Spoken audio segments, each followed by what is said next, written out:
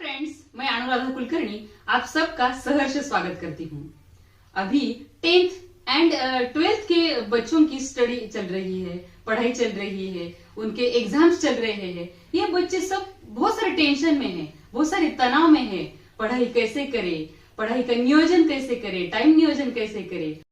और इस important topic पर ही कुछ गाइडेंस करने के लिए, समय नियोजन बताने के लिए, पढ़ाई कैसे करें इस बात पर डिस्कस करने के लिए मेरी एक फ्रेंड आ रही है जिनका नाम है मिसेस कल्याणी मोरे।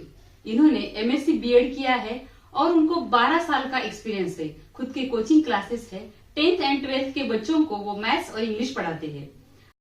इसी के साथ ही कल्याणी मैम को स्कूल पर भी टीचिंग का एक्सपीरियंस है। तो चलो सुनते हैं Kalyani ma'am 10th and 12th के स्टूडेंट्स को कैसे गाइड करते हैं। हेलो प्यारे बच्चों, परीक्षा आने वाली है और मुझे पता है कि थोड़ा टेंशन, थोड़ा स्ट्रेस सभी को है, मैं जानती हूँ। लेकिन एक बात बोलो, क्या ये स्ट्रेस लेकर या परेशान होकर ये जो एग्ज़ाम का पोर्शन है, क्या वो कम होने वाला है क्या? या फिर ये एग्ज़ाम है, ये पोस्टपोन होने वाली है? इसका उत्तर है नहीं।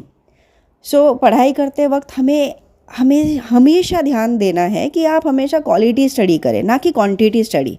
या मान लो आप 4 घंटे भी बैठे हो लेकिन कुछ भी पढ़ाई नहीं हो रही है, आपका मन इधर उधर भटक रहा है, तो मुझे बोलो इसमें कोई फ़ायदा है? और फिर हम क्या करने लगते हैं, हम एक्सक्यूज़ देने शुरू कर देते हैं। जैसे पढ़ाई नहीं हो रही है इसके कारण, पढ़ाई नहीं हो रही है उसके कारण। यानी ये जो है ना, खुद से पढ़ाई करने का जो जुनून है वो खुद से या अंदर से आना चाहिए कि मुझे खुद के लिए पढ़ना है, ना कि मम्मी पापा के लिए या फिर ना कि सोसाइटी के लिए।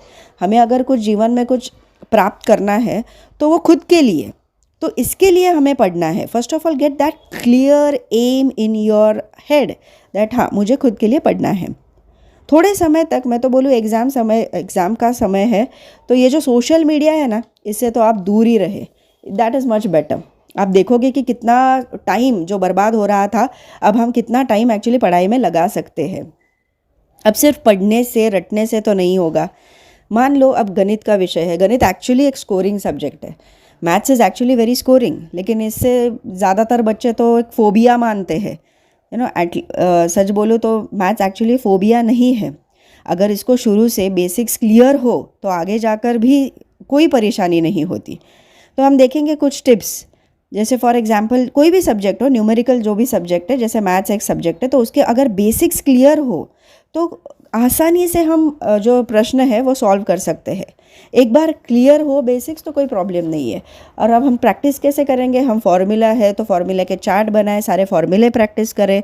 एक ही फॉर्मूला पर at least you should solve 10 sums and while you are solving, प्रत्येक सम में हमें वो प्रत्येक बार एक फॉर्मूला जो है वो लिखना है। फॉर एग्जांपल हम अगर सॉल्व कर रहे a+b² तो उसका सम अगर आता है तो हम क्या करेंगे, सम के साथ वो फॉर्मूला भी लिखेंगे। इससे क्या होगा, वो फॉर्मूला ऑटोमेटिकली रट जाएगा। हाँ, जब भी आप मैथ्स की प्रैक्टिस करते हैं तो याद रहे कि आसान जो प्रश्न है पहले वो सुलझा दें, यानी फिर उसके बाद जो कठिन प्रश्न आए उस पर, कठिन प्रश्न पर बाद में आए। तो इससे क्या होगा, अगर सरल प्रश्न, अगर easy questions if you can solve, तो क्या होगा, डिफ़िकल्ट क्वेश्चंस ऑटोमेटिकली इजी हो जाएंगे। तो इससे आपका जो बर्डन है वो कम हो जाएगा, मैथ्स आपको बोरिंग नहीं लगेगा। अदरवाइज़ अगर आप डिफ़िकल्ट क्वेश्चंस पहले ले लेते हो तो क्या होगा कि your confidence will be low and आपको ऐसा लगेगा कि मुझे मैथ्स कुछ भी नहीं आता है। अब बारी है इंग्लिश की।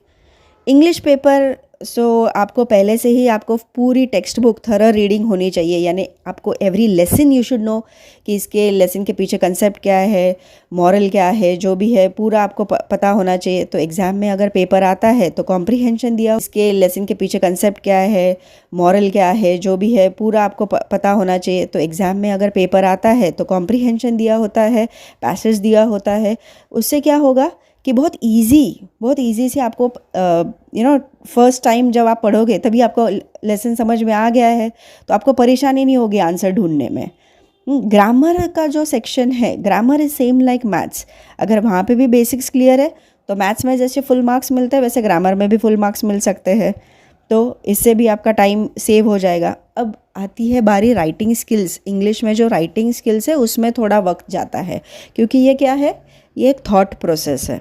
तो थॉट प्रोसेस में क्या होता है कि आपको राइटिंग स्किल्स में लेटर राइटिंग है, रिपोर्ट राइटिंग है, स्टोरी राइटिंग है, एसे राइटिंग है, तो इसमें नोटिस राइटिंग भी हो सकता है। इसमें थोड़ा सा वक्त जा सकता है बिकॉज ये थिंकिंग प्रोसेस पर है कि आप थिंक करोगे, इमेजिनरी स्किल्स भी दिखेंगी यहाँ पे।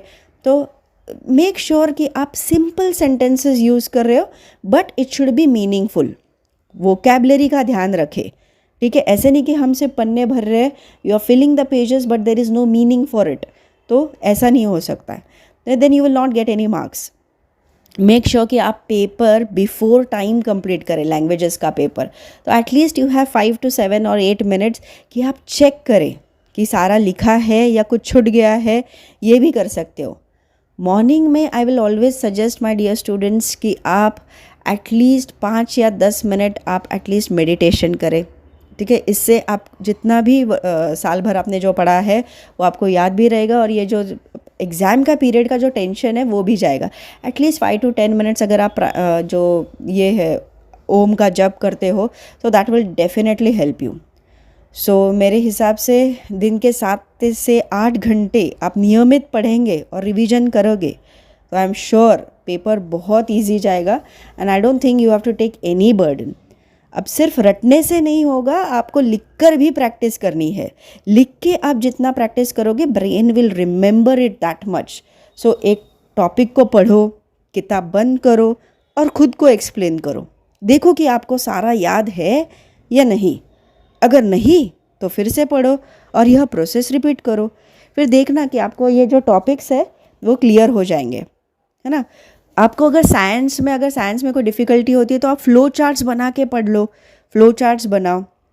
उससे क्या होगा कि आपको इजी से, आसानी से आपको याद रह सकता है। डायग्राम्स प्रैक्टिस करो, साइंस में डायग्राम्स भी आएंगे तो दैट इज़ ऑल्सो स्कोरिंग।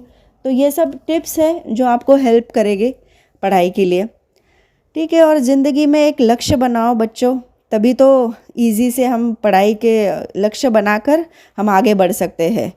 तो आज के लिए बस इतना ही। I am sure all my dear students you will really work hard and come out with flying colours. I wish you all the best. Thank you. तो कैसा लगा आज का गाइडेंस कमेंट्स में जरूर बताइएगा। वीडियो को लाइक कीजिए और इस चैनल पर नए हैं तो इस चैनल पर अगर सब्सक्राइब नहीं किया है तो जरूर सब्सक्राइब कीजिए। मुझे पता है इस वीडियो से 10th and 12th के बच्चों को बहुत ही फायदा होगा। धन्यवाद।